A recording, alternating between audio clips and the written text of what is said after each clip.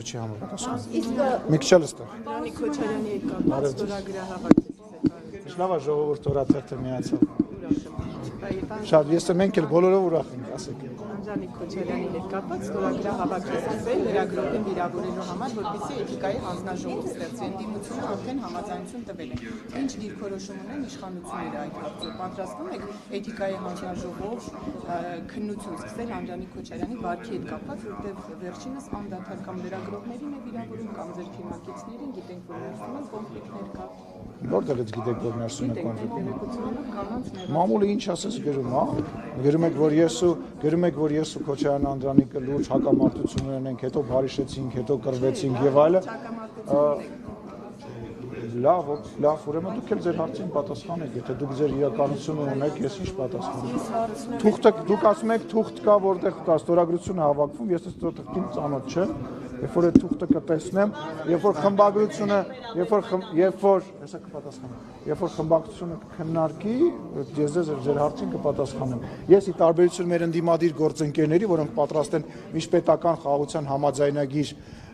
քննարկել եւ գնահատականներ տալ եւ հարցազրույցներ տալ, ես չպատրաստ չեմ նույնիսկ այդ մի էջանոց թղթի վերաբերյալ բան ասել, որը որ չեմ տեսել։ Իսկ ընդհանրապես վատ եմ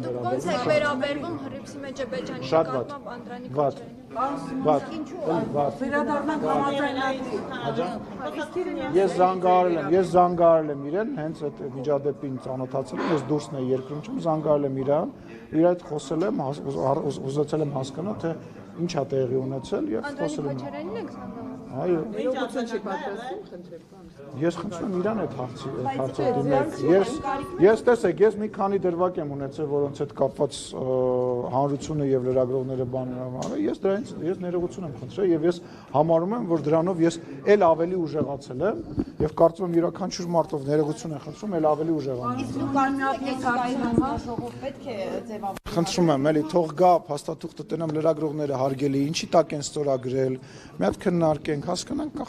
կասեմ, էլի հետո տեսեք, դա ազգային ժողովի նախագահի որոշելիքը չի, դա խմբակցությունների, տեսեք, խմբակցությունների ղեկավարներն են որոշում, խմբակցությունն է որոշում, այլ ոչ թե ազգային ժողովի նախագահը։ Պարոն Սիմոնյան, համաձայնագրին վերադառնանք, ասենք, ասում եք ավարտին է մոտենում։